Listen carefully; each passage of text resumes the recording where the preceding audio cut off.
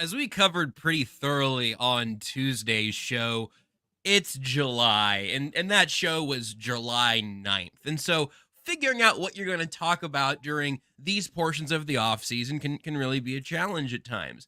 Let me just say, I actually thought we ended up having a really fun, interesting, good show on July 9th. That's the good news. The bad news is it's July 11th now. This is KC Sports Network, proudly presented by Emprise Bank. Welcome into Only Weird Games. I'm Joshua Brisco with Seth Keysor. I genuinely do not know what country Nate Taylor is in, but he'll be back before he needs to report to training camp in St. Joe. Seth, how you doing? I'm good. That was really funny. There's nothing like I apologize in advance for what this is about to be like. Oh man, there's a good Brooklyn Nine-Nine joke in there, title of your something tape, but whatever. But what? there's nothing like apologizing in advance for what the show is going to be like. The only promise I will make to our loyal watchers, that's right, we don't have viewers, we have watchers. Watchers. I'm an only, by the way, I love that. We have watchers and eavesdroppers too. Like if you're just listening on the podcast, listeners Peepers? is way too positive. I think you can have, we can have eavesdroppers, we can have cup to the doorers. I don't know. I do love our Only Weird Games watchers sitting alone in a completely darkened room. Yeah, nothing but the light of the screen. Gawkers is pretty good. Thank you, Hugh Jazz. You almost got me again. You know, shut my mouth. Dang it, I shouldn't have said anything. Yeah, and so I think Weirdos, as Adam points out, Weirdos is still the light. Yeah. That's the cross-platform one. Yeah, because that also sounds like a cereal. Like there's a lot we can work with there. Absolutely. All I can promise our dear watchers and eavesdroppers today is that our voyeurs. I like our voyeurs. Was it voyeur? I don't know. No, I was kind of trying to toe the line in the middle, and honestly, I think both of us were hoping the other person wouldn't say anything about it. There was one other word you said on Tuesday in a way that wasn't what I thought it was, but that I was so unconfident about that I didn't bring it up. And voyeur is one of them. Voyeur. All I can promise all of the creeps and weirdos that watch and listen to this show. I love Tucker just went into the comments. Welcome in, everyone. That's so apologetic. This is the most apologetic beginning to a show. All I can promise today is I won't cry talking about how blessed I am. I think you shouldn't say that in a way that it turns into a challenge for me, because it might be what my whole episode ends up being. Oh, sure. Voyeur. Very simple 2 syllables. Could you hear that from Google? Voyeur? I think it's a little more emphasis on voyeur. Voyeur. It's like foyer, but for creeps. Oh, yeah. No, that makes sense. If you are watching people that don't know they're being watched from a flat upper level, you could be a voyeur on the voyeur foyer. You can have a little sign for it, or you could be a foyer voyeur. And if you've made a career about building lawsuits around people getting injured while doing that, you'd be a foyer voyeur lawyer. Let's go! Welcome to the show, everybody. And if you're someone who's married to that person, you'd be a foyer voyeur lawyer enjoyer. Oh my goodness. Well, I mean that implies that all spouses enjoy their spouse, but fair enough. I mean, I know you, but I also know Jazz, so I think it can't be 100%. But I digress. She's just kind of accepted her fate. Hugh Jazz in the comment says, "I cry when we think about Tyson Jackson," and I don't know how we got there. But the first draft pick the Chiefs ever made that I was against at the time was Tyson Jackson at 3 overall. We went to the Chiefs draft party in some facility or something. I got to figure out what year that was. So I'm going to say how old I was, and then you're going to feel old. It's not the point of it, but it does happen. That would have been approximately, I want to say 09, 08. Yep, 09. 3rd overall, 2009. I would have been about 14 and a half when that happened. We went to the draft party, and I think I said, "Oh no," out loud. I think I wanted Aaron Curry, which wouldn't have changed the team's fates. That's what everyone wanted was Aaron Curry, who in Yeah. his defense ran the 40 in like 4.4, but also just wasn't a particularly good inside linebacker at the pro level.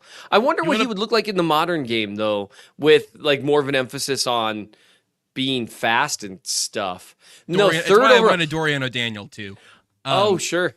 How I forgot are that you on the draft? they- Are you on the 09 draft right now? I'm looking at the 09 draft. Me too. And wow, Look at everyone just and this is a digression. Their best draft pick in 2009 was Ryan Suckup, I want to say. Wow. Okay, I was on the Chiefs. No, it would draft. be- I was on the first round here. Oh, Is I don't that even right? want to know. I don't want to think about it. But you the do. Chiefs draft. No, Tyson Jackson, I am here. Much like I was, anyone who is watching, who is a subscriber to the Chief North newsletter, some people have said that they're longtime readers, even back to the Arrowhead Pride days. This was Tyson Jackson defense was like the start of a career for me. Was like, guys, he's not that bad. And if he could just get one pass rush move, and he was so functionally strong at the point of attack. I just you really can't you really can't take that at 3 overall though. The man was immovable. You say that. But I would like to read you some more about the 2009 NFL draft, which is what we had on the rundown for our first football topic. The 2009 NFL draft. Let's revisit it. Thank you, Hugh, for commenting about Tyson Jackson. So Matthew Stafford goes 1-1. A long, great career in Detroit, wins a title in LA, still playing at a very high level despite being taken in the 2009 NFL draft. A great number 1 overall pick. Number 2, Jason Smith, the tackle who ended up going to the St. Louis Rams. Yep. Not quite Luke Jokel, but he was not around for very long. He only played till 2012. Then Tyson Jackson, who played till 2016. These numbers are all from Pro Football Reference. Number 4 overall was Aaron Curry, who also left the league in 2012. Rookie contract, and that was it. I mean, not even the entire rookie contract, I presume. Mark Sanchez at 5. He played in as many AFC Championship games as every Chiefs quarterback not named Lynn Dawson and Patrick Mahomes, just for conference championship games, right? Wasn't Sanchez in 2? Did I get that right?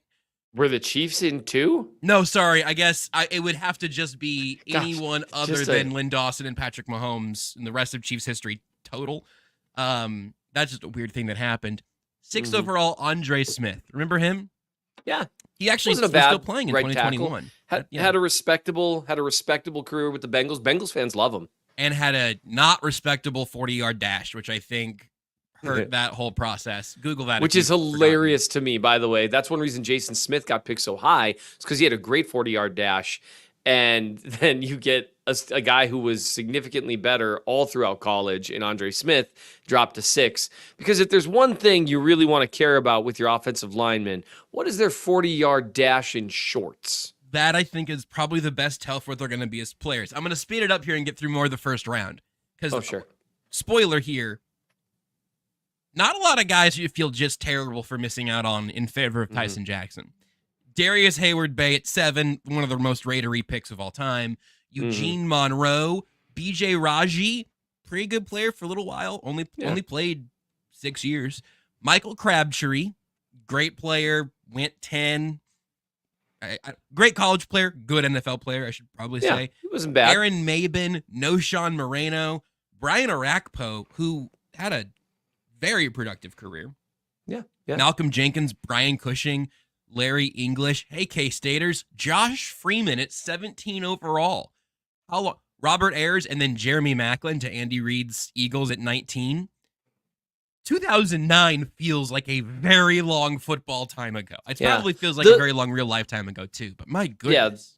It wasn't a terrific draft. I mean, you do have it's kind of a weird draft, and we should frame it this way. It's one thing that people should really do. especially people that kind of view themselves as draft nicks, kind of gauge a general manager based on their draft success. Mm-hmm. Go back and look at past drafts, because it is kind of incredible how many misses there are from the first round on. Because like we just named a bunch of people. Clay Matthews was taken 26 overall, and for a number of years was way better than pretty much anyone on this list. And in the meantime, you end up with guys, in the second, third, fourth round. Hey, Chiefs legend Sean Smith was taken in the late second round. There you go. Paul Kruger was taken by Baltimore in the second round. Paul Kruger, I'm pretty sure, is he still playing? Because I thought he was going to play forever. The Eagles may have had the only good draft. Their first 2 picks were Jeremy Maclin and LaShawn McCoy. That worked out okay. Yeah, that definitely made things good. But no, the Tyson Jackson reference, this just is a good sign that we really do need to have some The Colts took a off-season. podcaster in the 7th round. Says Pat McAfee, P for podcaster, I imagine, West Virginia. Yeah. I don't even know you What could a weird. Should I have been draft eligible this whole time? He's probably a good locker room guy. But I'll tell you what, I'm not so sure. It's so interesting to go back and look through those past drafts. It's especially interesting because, like, if you go and look at the Chiefs drafts, I remember the 2010 draft the next year, people were so excited about it. And for good reason, like a lot of really good players who participated, yay! But who made a difference fairly quickly. A lot of good things happened there. But like, if you really go back and look through the drafts, I think there's a good argument that the 2022 draft, unless 2017, obviously it has Patrick Mahomes, who cares what the rest happened with the rest of it. But I think there's an argument to be made that the 2022 draft might have been their best draft ever. Although I will say in 2016, they did draft Chris Jones and Tyreek Hill. That's a good draft. Yeah. There were a couple of good ones that popped up in there, and then there was also 2009. You're right, though. It's a good exercise in keeping yourself honest in terms of what draft success means for you. Right. But a good comment from Adam here says, Josh, when we can get an article redrafting 2009? Hey, you know what? At least we'd have enough information to do that, Adam. And I would maybe I'd trade up for Matt Stafford and change the course of history forever, since we have literally all of the information there. That was obviously not on the rundown. I have one little thing that I want to roll out there that I think you're at least going to enjoy, Seth, because of the larger takeaways of it and something I've spent a little time thinking about, but it's about something, teaser, I don't fundamentally care about. And then we'll talk about something I do fundamentally care about. We've established that I care about your happiness physically, but not emotionally. I think we established on Tuesday. Yeah. That was what you established, to be fair to myself. But then you were going to talk a little bit about something you just wrote in the Chief of the North newsletter about the minefield that can be talking about and evaluating offensive linemen, the pitfalls you fall in there, and then this upcoming Tuesday, you will have sometime before Tuesday, I think. You'll have your Jawan Taylor film review out, and we'll really dive into that on Tuesday's show, him specifically. The article that was promised. Yes, that will happen. This was the article this was like a little volunteer article that just sort of propagated and popped up because these are things that you had to confront going through the Jawan Taylor process. So yes, it'll all nest together nicely. Here is the thing I care about within the larger scope of something I do not care about. The thing I, in a larger scope, do not really care about is something that happens tonight on ESPN. It's the ESPYs.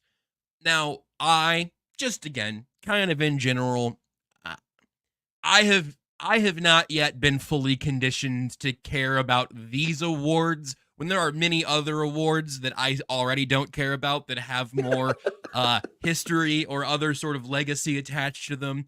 I barely care about Pro Bowls. I do care about all pros and, how all of that intertwines.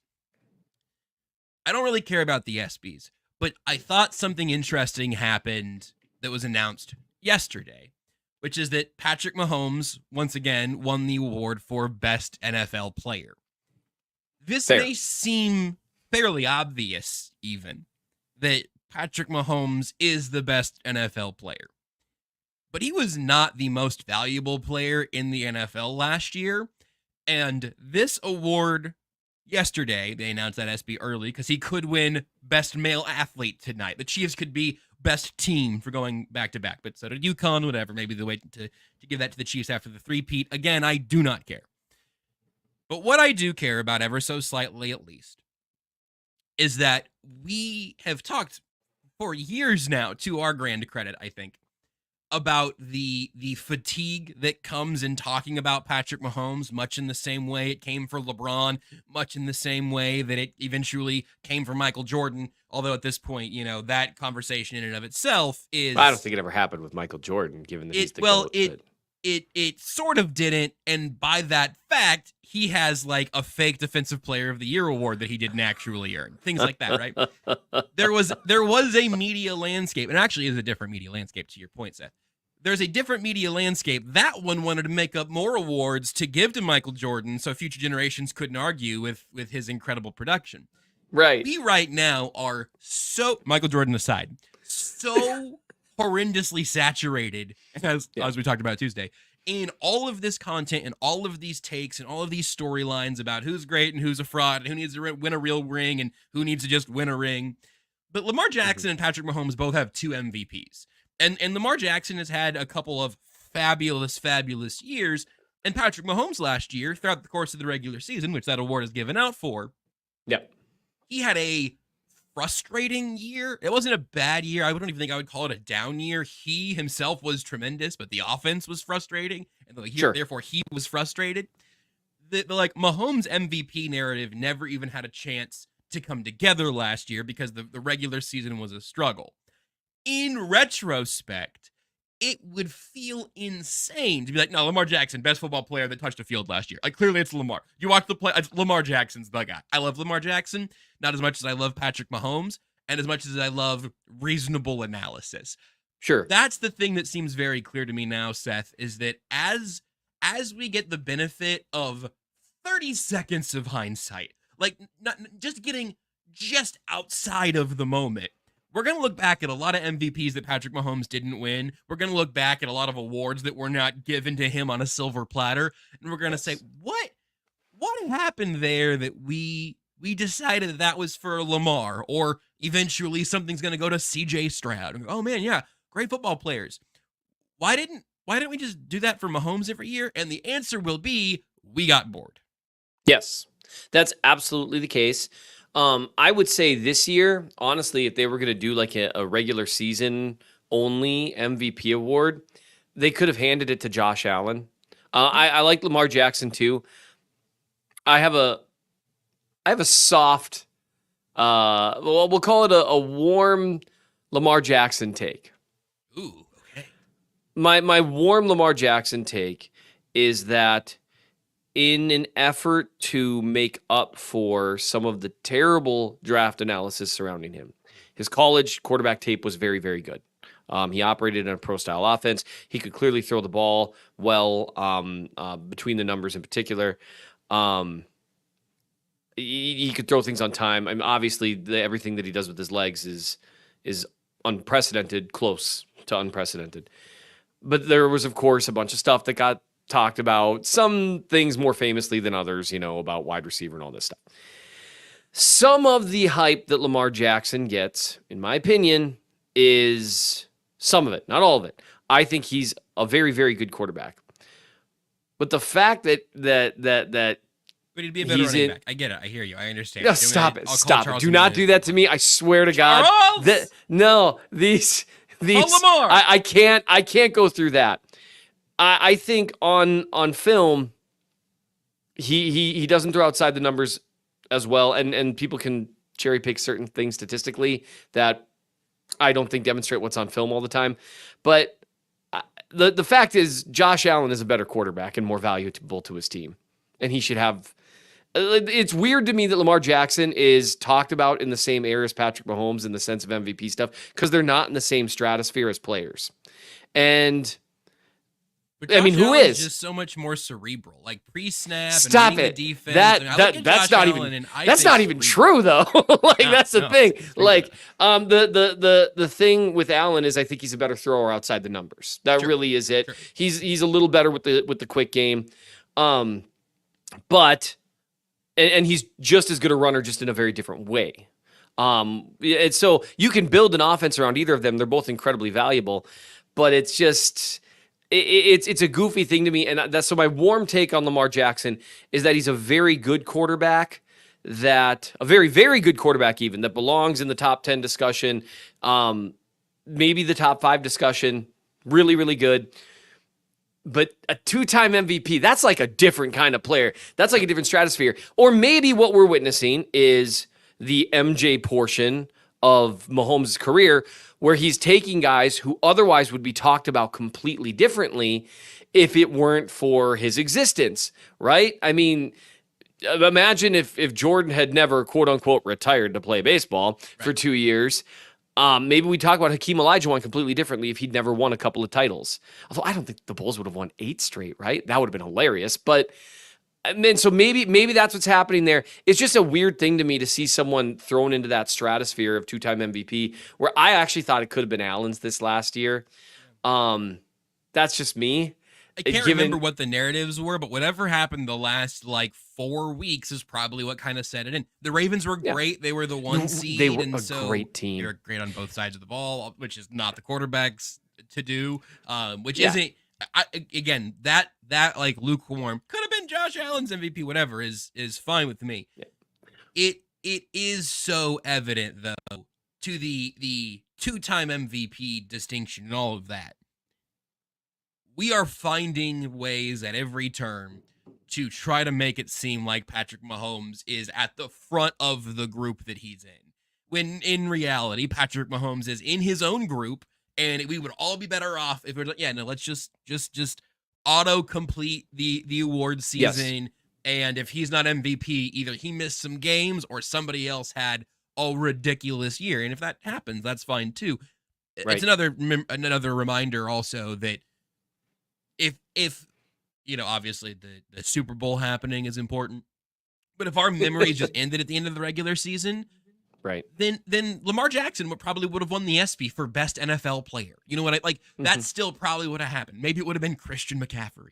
But when we have our memory of what happens in the postseason, it's like embarrassing to not just go, oh, well, it's clearly Mahomes. Yes. And just to be clear on something, another reason why I think the Lamar Jackson discourse is what it is, because there's a sizable number of people that refer to him as like a running back, like he's not even a good quarterback. And that's not true either. Different skill sets make different quarterbacks great. And Lamar can sling it. He doesn't do everything that Mahomes does, but no one does. No one does. No one does everything. Almost everything Mahomes does. Yeah, that's just how it works. And that's where what I've always said is Patrick Mahomes is special because, well, what I've said recently, I think I wrote this earlier this year, maybe. So what I've said for days and days, many days beyond count even. On the record as having said.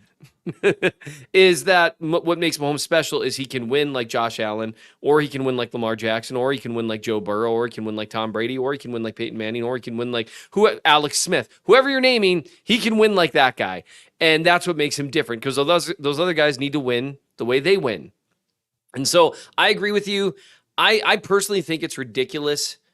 And I kind of understand why they might want to do it, so you don't end up with recency bias to where only teams that do well in the playoffs have a shot for an MVP. I think it's ridiculous that we pick the MVP as a regular season only thing. Most valuable, now to be fair, then Mahomes may have won it again this year, and maybe that's what they're trying to avoid is just the Super Bowl winning quarterback. But at the same time, if you're going to gauge something, and that's why when you call it most valuable, you are basically saying a version of best. And the reality is, when you're in a situation like the NFL is in right now, that would have been the same guy from about 2019 on. I mean, just maybe Rodgers or Brady might have maybe had an argument like that 2020 type thing, but It's been the same guy, and I get the idea of fatigue, but it frustrates me because we argue legacy based on these awards. It's kind of like the Pro Bowl phenomenon. Everyone talks about what a joke it is, but then when it's time for Hall of Fame voting, what happens? You hear how many Pro Bowls someone made, and that's why like Mitch Schwartz, like never getting a Pro Bowl nod until like his last year, that might keep him out of the Hall of Fame. As opposed to really like the 8 times he should have been in there. So I totally agree with you. The voter fatigue thing, it's interesting. And when we're in charge, things will be different. That's what I keep telling myself. I do think that text you sent earlier today about how Tyler Thigpen is the white Lamar Jackson, I thought that was a step too far, but I'll let you defend yourself right after this break. We appreciate you supporting KC Sports Network by listening to our podcast. You have helped us become the highest ranked Chiefs podcast network in 2022 and 2023. And don't forget about our daily Substack newsletter, the best written analysis you can find on the Chiefs straight to your inbox every day. kcsn.substack.com. Sorry, I'm actually saying what you wrote was if Tyler Thigpen was black, then... Oh, you know what? Let's talk about the offensive line. Let's not even worry about that anymore. Let's not relitigate your text from mere moments before the show. Let's talk about, while we're on the topic, some pitfalls What in are we analysis. calling in Che on SNL? Like, are we... Well, although I will say that's a great I got bit. my phone right here. I mean, you and I could do a bit like that. That would be For a our good last bit. show, yeah, we could, for sure. Yeah. We definitely could. Not because it would be deeply inappropriate, because we would no longer speak after going to the mat on... Oh, my goodness. Oh, man. I know. No. I know. Yeah. Listen, not. no one is ever more surprised than me when I realize my filter's working 3 steps ahead. I'm like, oh, that actually, I'm really glad I didn't do that. Seth would have been like actually upset with me about that. It happens infrequently, but every once in a while we catch one. Yes. I was not unhappy with you, and I don't think you'll be unhappy with me. At the conclusion of the piece in the Chief of the North newsletter, I'll try to make good now by telling the folks that it's MN Chiefs fan. That's like MN as in the abbreviation for Minnesota, if you've never put that one together. Yes. You don't have to do the accent to get to the URL, though. mnchiefsfan.substack.com or bit.ly/Seth really hates money. And you can subscribe there for $12 a year forever. It's the price forever. I talk about it all the time because it's a stupid price for Seth to make it, but you can benefit from it. So go pull one over on Seth. Go to the newsletter, and you get everything there for $12 a year forever. But as we referred to earlier, you're deep in the weeds on a Juwan Taylor piece that'll be up sometime before Tuesday's show, and we'll talk about that more and your takeaways on the Chiefs' ever hotly contested right tackle. But something throughout that process moved you to say, you know what? I need to go ahead and put the handbook out here and try to squash a few of these bugs that people keep running into when talking about offensive linemen. I think it's a very worthy cause you've picked up. Have you made the world smarter yet? No, sadly. Thanks for watching this episode. There are certain things that I understood around 35 is when I was like, oh, you can't change the world. Okay. And, there's something deeply sad, but also very freeing about that moment. So here's what actually ended up happening. So I'm charting Juwan Taylor snaps. Those of you who don't know, or maybe newer arrivals or listeners to the show, new watchers or voyeurs, I'm sticking with voyeurs. That's deeply inappropriate. But you might know, you might not know what I do with offensive linemen. The only way, in my opinion, to really get a good idea is to chart every snap for wins, losses, and I also include neutral snaps. That's not how a lot of offensive line rooms do it because you either lost or you didn't, basically. And if it's not a loss, it's a win. That's what I've had a couple former pros tell me, which is interesting to me, but it's my system. So, I'm mad with power. I'll do whatever I want. I find the neutrals to be helpful considering how tremendously many snaps end up in that bucket. But yes, if it's not a loss, it's a win. Makes that make more sense by the it's kind of just on a complete side note. When you think about how offensive line works versus defensive line, it actually makes sense. With offensive line, it's your job to make sure the play can go off as called. So on defense, if it's not a win, it's kind of a loss. On offense, if it's not a loss, it's kind of a win, because then on defense, the inverse is flipped, right? Your job is to mess up the play, and if you don't do that, you really haven't moved the needle at all. So with offensive line, I chart every snap, and the goal is to figure out, what's really happening on a down-by-down basis, and then, you also color in with the film, okay, well, why? Well, this guy's got a really high win percentage as a pass blocker. Well, why is that? What's he utilizing? Because the goal is to find what's happening consistently, because everyone has highlights in the NFL, and everyone has lowlights.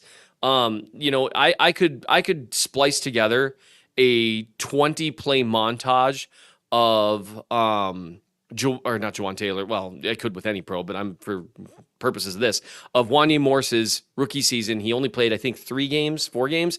I could do like a full 20 snap series that would make you think he was an all pro last year. Like if I was like, look at this, snap after snap after snap. Or I could do 20 snaps and be like, good God, that guy can't be on the field next year. Did he only play the Raiders? Yeah, did he only? Yeah, the Raiders, that was so rough. Eventually, because Jawan Taylor actually played, spoiler for next Tuesday's article coming on Jawan Taylor. Taylor had a really nice game against Crosby overall. Crosby beat him once clean for a sack, which, that's how it goes. Yeah, of course. Classic Crosby. Yeah. But he actually won every other one-on-one matchup, and the Chiefs put him on an island 10 or 11 times against Crosby by himself. In the meantime, it's going to be good. Yeah. In the meantime, the Raiders eventually were like, why don't we just line him up on the other side across from that rookie? And, Occam's razor is, yeah. Sometimes it's just like, why don't we just do that? And sometimes you should just do the thing that your opponent's like, man, I really hope they don't do that. And that's why teams should go for it more on 4th down, because you and I both know when teams go for it on 4th down, I'm like, oh, crap. I was hoping they'd punt. So anyway, long story short, so I'm doing that process. We'll talk more about it on Tuesday because I've got 3 or 4 games left to do. But as I was doing it, as I was writing about certain snaps and taking notes on certain snaps, I was like, oh man, I bet that's a snap that would have people thinking that Taylor gave up a pressure. And then I watched another one where it was in the red zone. I actually used it in the article. I was like, man, Joe Tooney, people are going to think he gave up a pressure here.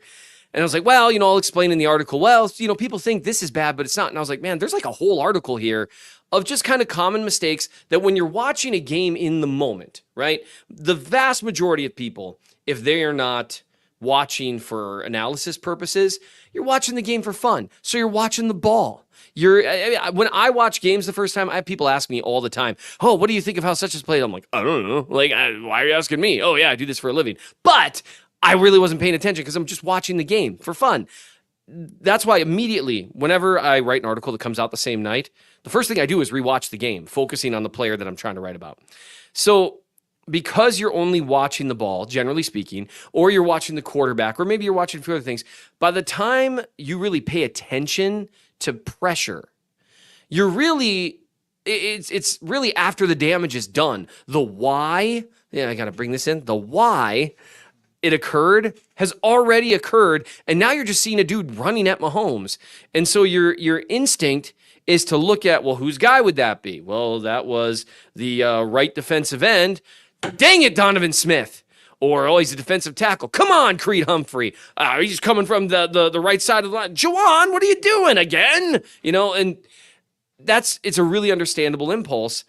But so often, because there's certain things that lead to pressure that offensive linemen have no control over, that I thought it makes sense to really start, like, what are the things you can avoid? If there's one thing I've learned in, 12 years of doing this job, and learning what I can, talking to people who actually know ball really well, the best I can do is weed out bad thinking.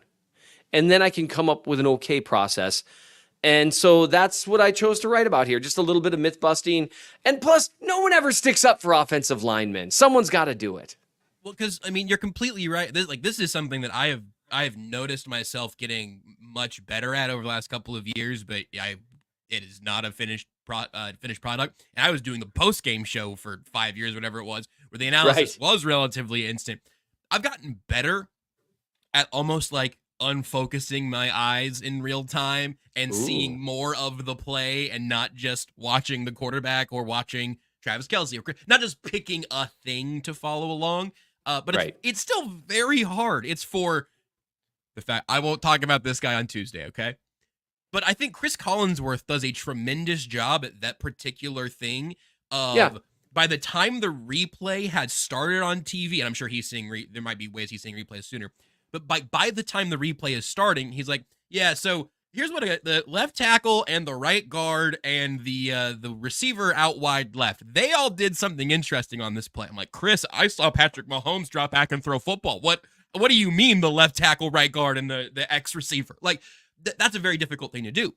Right. To your point, it's the hardest to do, especially with the broadcast view that we get.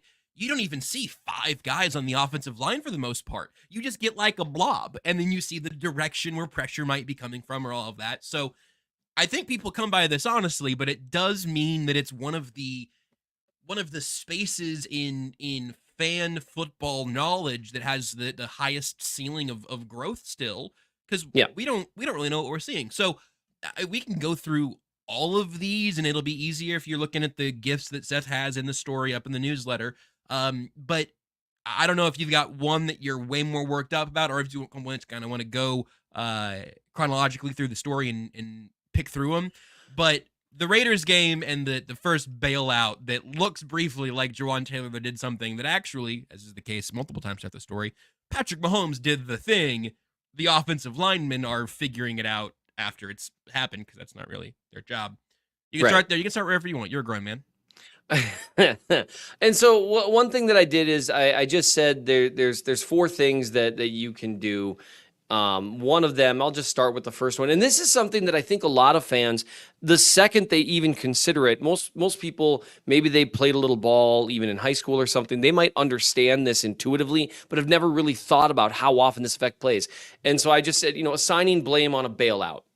If you wanted to pick a play that offensive tackles, I'm sure, hate the most, it's when the quarterback bails out of the pocket to the right or to the left, unexpectedly, I should say.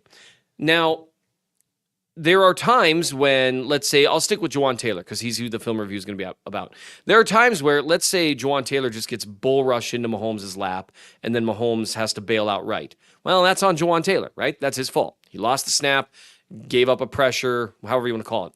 There's also, especially when your quarterback is Patrick Mahomes, a lot of plays where he bails out right, and you have no idea that's happening.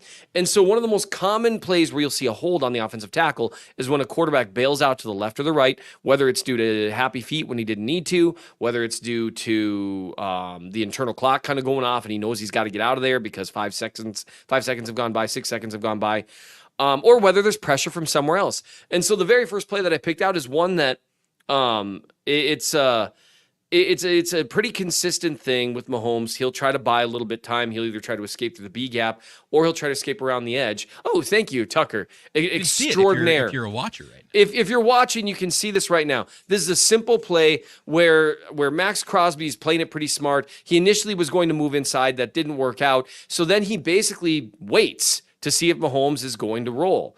And in the meantime, Mahomes faces pressure coming from the other side because Wanya Morris had a really tough snap, and Mahomes has to bail right. Can't step into the pocket. He knows someone's coming. And you can see the moment that he takes off right, Max Crosby knows that he's taking off right, and Taylor has no idea. And the basic job of an offensive lineman is to stay in the way, right? But there's only a certain line. He's got a certain spot that he's expecting Mahomes to stay in. And that line in this video clip right here is around the right hash. And when Mahomes is 10 yards away from that, there's absolutely no way to block Crosby without committing a hold. And so then Crosby, unsolicited, as it were, that's not the right word for that. But anyway, he chases down Mahomes, lays a hit on him. Now, imagine, thank you, Tucker, you're awesome. I think people might appreciate being able to see that over and over. Imagine if you only started to pay attention at the very end of that snap. All you see is Jawaan Taylor's guy chasing down Patrick Mahomes and hitting him, and you say to yourself, crap, what happened, man? Well, what happened there is pressure from the other side of the line, forced Mahomes to bail out in a way that didn't allow him to step up in the pocket, and so then you've got nothing. So he runs, Crosby sees it, Taylor can't do anything about it. That's not a loss for Taylor, and that's not a hit that he gave up on the quarterback. That's a neutral snap. There was nothing he could do there. So and Mahomes knew that was going to happen also.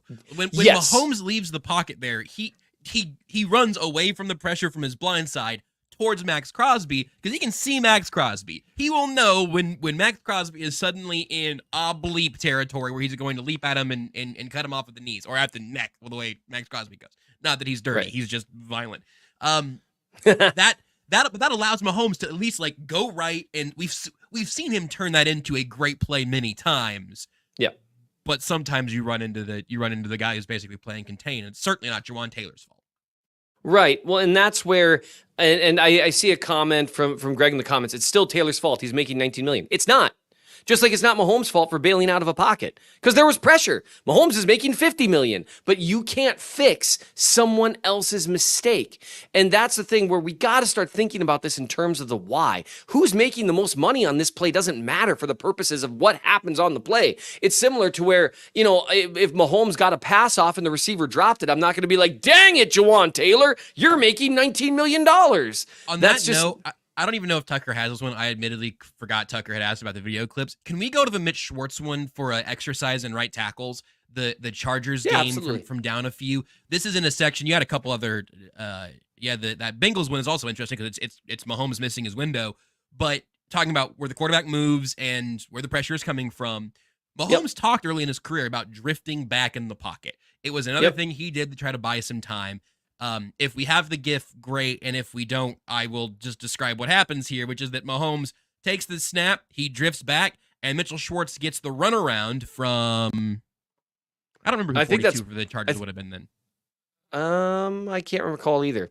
And I think that might have been one that I actually didn't send him. So that's a great example. Sorry for picking that one. But it's basically the same thing happening where Mahomes is the one moving the spot, but it turns into a bad-looking rep for Mitchell Schwartz, who you can see in the clip. He goes back and he sets where his feet are going to be. I mean, he doesn't play staying light on his feet, but you can see him stop his drop there because he thought he was going to have Mahomes off his nameplate, and then all of a sudden, it's another 2 yards behind him. So the edge rusher can just run around Schwartz there. That's not Mitchell Schwartz's fault. That's a right tackle everybody in Kansas City loved, appropriately so, and thought was nearly beyond blame, which was nearly true. This has nothing to do with Mitch Schwartz. He was doing his job, and Mahomes changed his job mid-rep.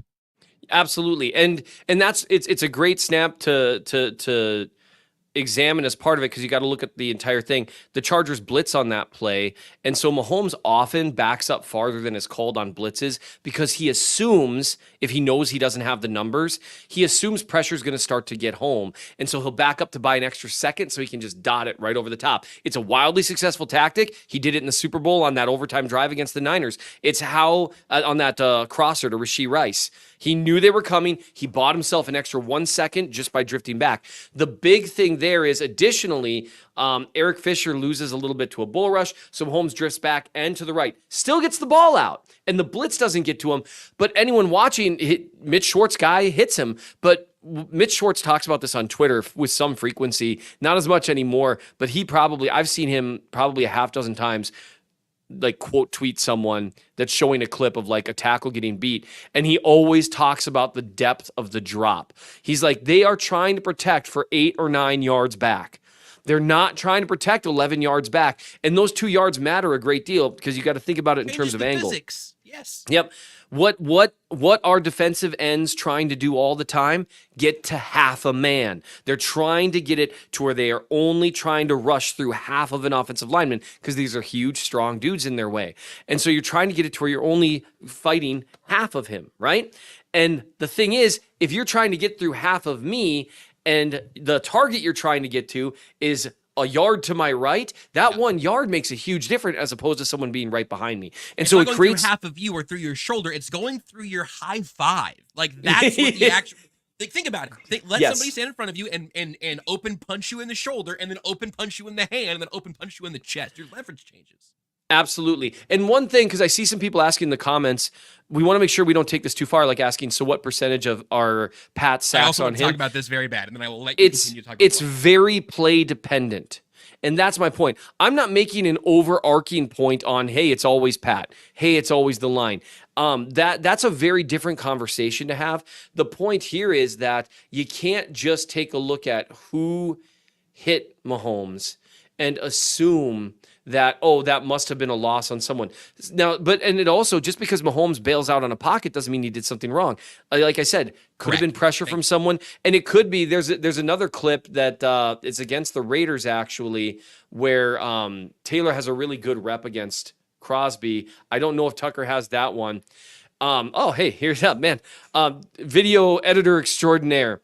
So Taylor has a terrific rep against Crosby here. Holds him a little bit at the end when Mahomes breaks the pocket. But this is another situation where Mahomes breaks the pocket. This is another thing that I think people need to think about is the internal clock, okay? The main reason there's quote-unquote pressure on this play has nothing to do with the offensive line, and that includes Wanya Morris. Most people will watch this clip and say, well, hey, Morris gave up pocket integrity. Mahomes does kind of slap him on the butt a little bit there.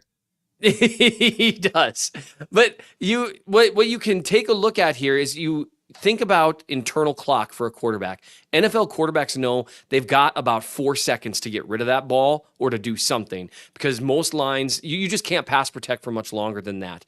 And Morris here, by the time he gets backed into the pocket, and he doesn't even get backed in all the way, you're at the 4 second mark. This would be a picky grader's loss, maybe.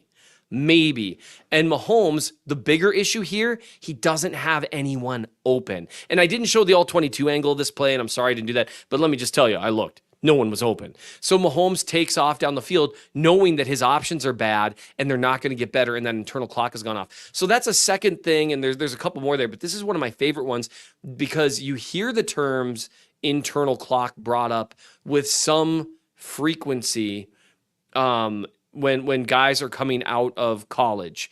There are some guys that as rookies, they take 40 sacks that they don't need to because they just, in college, especially if you played for a good college team with a good offensive line, you commonly had 5, 6, 7, 8 seconds to throw.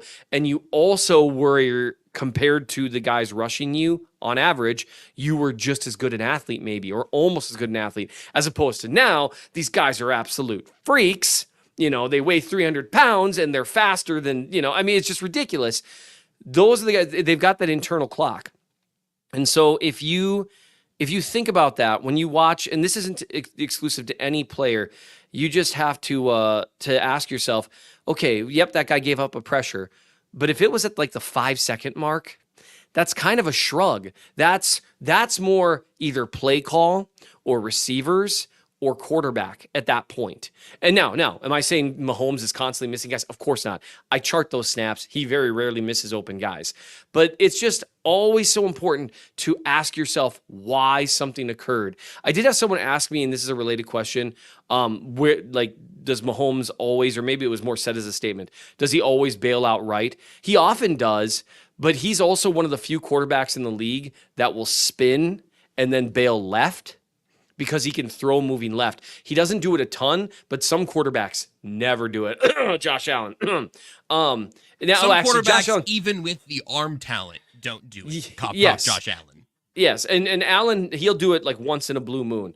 Mahomes will usually go around the right tackle's edge, but he also loves to escape when he can. He loves to escape through the B gap between the right tackle and right guard, and that's when he can chew up yardage and keep climbing. And some of my very favorite snaps of his are he'll escape through that gap, and it depends on what the defensive tackle is doing. And as he climbs the pocket, if it's a zone defense, they start to converge. And I bet you he has gotten 1,000 yards on plays like that over the career, just dotting it right over the top of those guys. So The overall point is, and go read the piece, there's a few more things in there. You always really, and this applies to everything with football, ask why something occurred before trying to assign blame, if what your purpose is to gauge a certain player. Because a snap where the player didn't really do anything wrong doesn't tell us much about that player. And too often, when there's so many moving pieces in football, it's really easy to make the mistake of doing that. Sometimes I'm a worse co-host when I'm agreeing with all the things you're saying, because you'll say a point and I'll go, oh, that's what I wanted to say next. And no. You shouldn't apologize for it. You wrote the story and you said what I believe to be the true good thing. But I still have a moment of being here now what am I going to say? Because I thought that was a pretty astute point that I was going to make. And Seth kind of took that out. So come up with something else now. But to that point, there are a couple of things throughout that I thought were fascinating. One is going back to just the why of it. And like we got another comment from Greg earlier saying, yeah, but Mahomes drifting back, won the Super Bowl with the wasp play. Yeah. Neither of us are saying on any level. It's why I wanted to show or at least mention the Chargers play. The Chargers play with Mitchell Schwartz, who was beyond reproach, and with Mahomes getting clobbered, is a nice completion over the middle to Travis Kelce. He got that, right? He got there. Little bop. Nope, he dropped it. Sorry, he did drop it. See, and even Hall of Famers make mistakes. It's a pretty good throw. That play didn't work as far as I can tell from this angle, probably because of Travis Kelce. Going back to that Raiders play you mentioned, I was going to say, Seth, I've not seen the all-22, and I cannot see the receivers. But when the offensive line at least is neutral for 4 to 5 seconds, and Patrick Mahomes is in the pocket for 4 to 5 seconds, and the ball never leaves his hand, I have an extremely good guess as to whose fault, in air quotes, whose fault is that play failing. In this case here, it was either in the Chargers play, either Mahomes missing Kelce or Kelce dropping it. In that Raiders play, it was no receivers being open. Sometimes the answer to, okay, so why were no receivers open? Maybe that's scheme. There's that Bengals play that you mentioned, I think does it have a Lou Anarumo nod? Not the one I'm looking at now, the one in the red zone. Doesn't matter. Point being, there are other ways that a play can be won or lost. It can be an individual player. It can be schematic. The other thing that we are very, very, very, very clearly not saying is every time Mahomes drops back, it's a problem. Because that's also very much not the case. And you wouldn't teach it to a 12-year-old learning how to quarterback. You wouldn't want Brock Purdy to do it because you need to have a very specific build to be able to pull that off. But Mahomes can, and he does, and sometimes he pays the price for it. The thing that's important in this conversation, the thing that makes this whole exercise worth doing is back to your point of the why of this didn't work. What broke down? Where did this fail? Because the offensive coaching staff picked their best play for this moment, and the defensive coaching staff picked their best response to what they think is going to happen, and then 22 players moved at the snap of the ball. And a buttload of things happen. Right. There are so many moving parts there that by the time the ball has hit the ground or Mahomes has been sacked or the run is stuffed for 2 yards, you don't have the ability to immediately see and evaluate all of that. What you can do, kind of going back to like the institutional knowledge thing and why I really do think that exercises like this makes everybody, myself included, a better, smarter football fan, is you start to build up that muscle memory a little bit of like, all right, I didn't see what happened there, but Crosby was at like slot corner depth when he was coming after Mahomes, or width, you know what I mean? Like he was basically at the hashes out here, outside the hashes out here. That's a weird space for Jawan Taylor to be. Let's hold off what for a happened? second. And if you're looking for it in real time, you will start to ID some of those things. Yes. Like I said, you have to remember to ask yourself that question sometimes. Yeah. Why did that happen? And those are just rules of thumb to where you'll get fooled a little less often. That's the best I can do, is just get fooled a little less often before I have time to review it time and time again. And again, the point here wasn't that against the Chargers, Mahomes necessarily did something wrong. There was a blitz coming. He wanted to buy an extra split second, and he did. Still got hit. The point is, you can't judge the right tackle, in that case, Miss Schwartz, based on that hit. It's like, okay, what can we or can't we glean from this play? And it's not that Mahomes necessarily did anything wrong there. It's that, like you said, the play didn't work, I think, because Kelce dropped the ball. It happens. It's more if you're going to be talking about this player, make sure the thing that you're criticizing him for is something that's actually under his control. It's why, and I'm glad we got the comment early on because I figured it would hit our Twitter feed at some point after the show was up and out of like, sometimes elitely paid players erase other players' mistakes. That can happen in some circumstances, but there is the one where you mentioned Anarumo, as I'm looking at it again now. Slot blitz. The slide to the left. Yeah, 2 hops this time. It doesn't work for the Chiefs because what they were preparing for there in protection was not what the Bengals actually showed them. The end result is that a free rusher comes through a enormous split because it's not Noah Gray's not even lined up tight. No, he is a little bit. He's got a little extra space there. He goes straight out once that happens. Right. Huge lane between Juwan Taylor and Noah Gray. Thank you, Tucker. And watching this, your instinct is, Well, the right tackle who kind of blocked air and then joined the double team kind of late, he Yeah, would have Juwan, been better. He would have Yeah. been better off blocking the free rusher, which if he was Absolutely. a running back in pass pro there, would have been a problem. Well, even that, I shouldn't even say that definitively. But in some logic of football, that makes a ton of sense. In reality, Seth, what's happening on this play? So on a play like this, what you want to do if you see a blocker slide one direction or another, first things first, watch the rest of the line. And like in this case, when the entire line slides left, they're selling a play action. They're selling a play action deep shot, and Andy Reid loves looks like this, where he'll have the entire line slide left, and he'll have a tight end and a wide receiver that are close to the line on the right side. Do pass pro. They'll play action, try to draw the entire defense away, and in theory, have Mahomes drop back into a ton of space. And even though you've got like a tight end, this is where you'll most often see Travis Kelce in pass pro situations, honestly, one-on-one against maybe a defensive end, maybe an outside linebacker in that situation.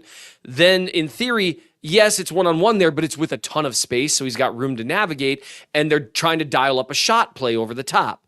And so that's why the offensive line is sliding, because it gives them an advantage against those defenders that are moving against the play action.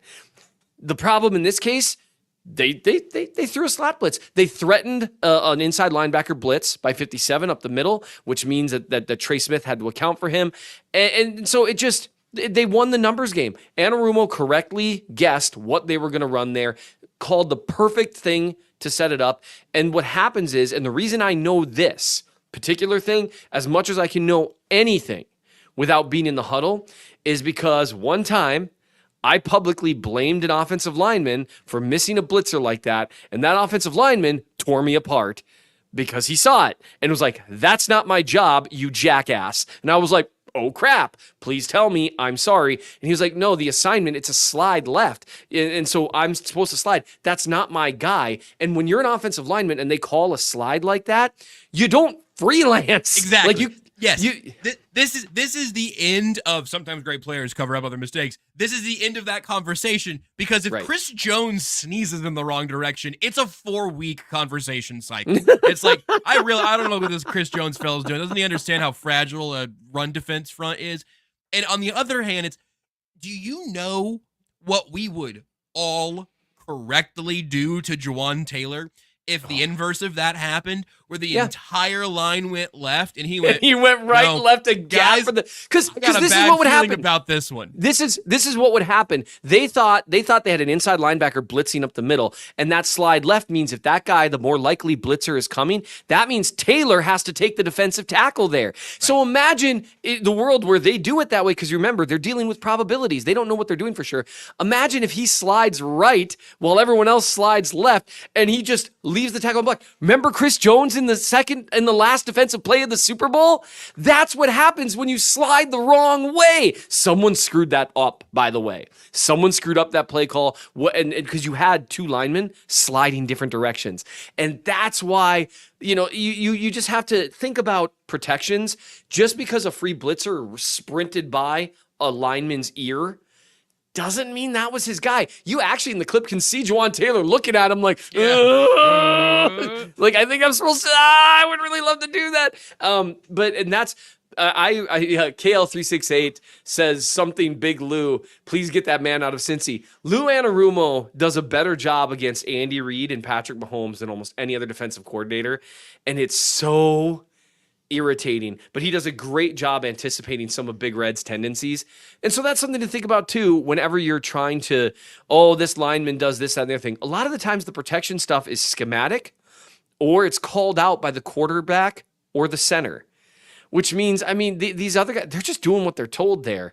And so you got to be cautious about that. I was thinking that, like, honestly, Spags and Lou need to get together and file. Yeah. I'm going to say this sentence with a straight face. Lou Anarumo and Steve Spagnolo need to file a discrimination lawsuit against the NFL for discriminating against old white male defensive coordinators. It's about time. But what I realized is that they just need to get Dennis Allen's agent, because that dude has been the head coach of the Saints for what feels like 40 years, and I think has probably been still more than you'd think. And he made it happen. I don't know. I don't know what it took for him to be able to. I mean, he just was on that staff. So maybe I guess Andy retires, Spag to be the head coach. That's the Dennis Allen. Sean Payton basically retired, right? Is that what happened? Yeah. Well, yeah. No, that's the fact that the rest of the NFL, like, I didn't even hear about Spags getting interviews this offseason, which makes me hope that we're at least either. Yeah, which makes me think that I think Lou might have gotten one interview. I can't recall.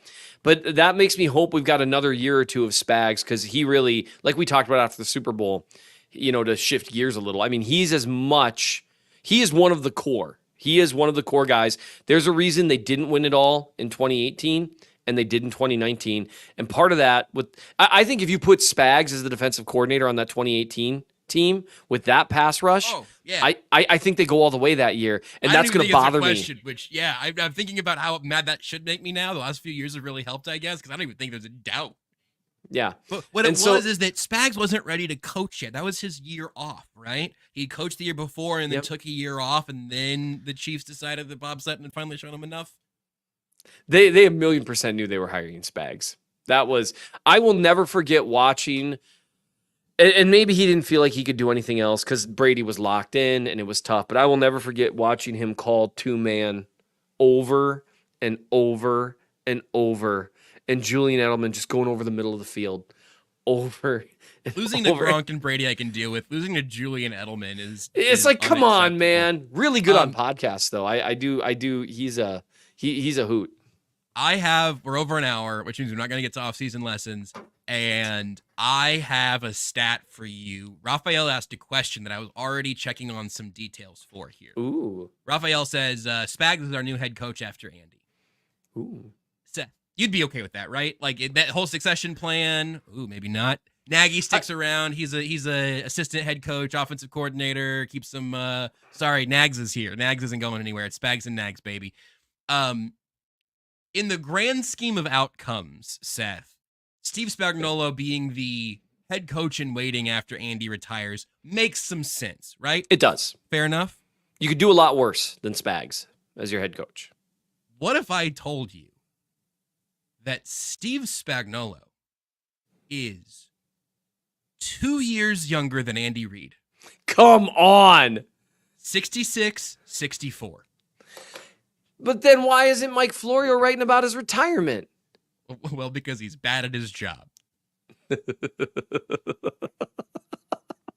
Man, I would not have called that. Andy Reid is 66 years old and Steve Spagnolo is 64. Vibes are everything, man. I mean, at some point, it's just Spags has 45-year-old vibes, and Andy has had a mustache and has been a head coach for a long-ass time. And that is mind-boggling. Yeah. No, that is crazy to me. That makes, to me, it a lot less likely that he would be the one in waiting. Totally. Almost completely unlikely. Yeah. My hope is Andy's got at least another 5 years left in him, because I am not tired of watching this. And I think Andy, seeing what's happened with Bill, Andy's at least he's got to at least, like, just like, what do I smell in the air? Blood? Perhaps. That goat status? No, I thought just you were doing a couple the other more. way around. I thought you were saying that Andy Reid was going, what am I smelling? Is that around the NFL? Bill Belichick. It's 2024. I don't think so. Oh man, he would be great on that too. He's on it. He's on it. That was announced today. He's doing that with, I think, Ocho Cinco and somebody. I got an email. Hold on.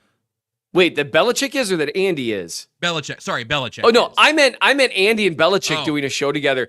Let me just tell you, absolutely, I would watch that. I mean, I would watch those two just break down the X's and O's of different times they've played, because they took turns clobbering each other. I will never forget watching, and this is after, I think it might have been when Alex Smith was still the quarterback, and they'd blown them out on the opening night. And they were, Belichick was doing the pressers afterward, and they were asking about, well, is anything special Andy did? And he was like, Andy's always got all this stuff. It's just like, he was just so, you could tell he was just like so exasperated, but also like, Man, nice job, Andy. And like the familiarity that he kind of referred to him with was nice. Just like, Andy's always got that stuff. He's got different looks. It's the same play, but it's a completely different look, so you don't see it coming. I would love to watch those two take turns talking about how they got each other. Can we just get a documentary of this? Amazon's doing a documentary of everything else. I will pay Amazon a $10 one-time fee to watch this, in addition to whatever god-awful amount of money they've taken from me anyway. I will pay $10 into that fund, and then also $10 into the docu-series about Bill Belichick's relationship with his girlfriend. On that note, Seth, why don't you go ahead and get us out of here? Yeah, you're just gonna hit me with a combo like that and then back out. I see how it is. I'm sorry we didn't make it to off-season lessons, everyone. I swear one of these days, it's just gonna get there. Although I would say also chat questions are starting to become the new off-season lessons. But really, July 11th. It's July 11th, and also in terms of chat questions, you have to understand that we are a weirdly almost responsive podcast to our watchers and voyeurs. We consistently respond. And so I'll leave you with this thought. Aren't the off-season lessons just the friends we made along the way? Andy Reid is 66 years old. Steve Spagnolo is 64 years old. Bill Belichick's girlfriend is 24.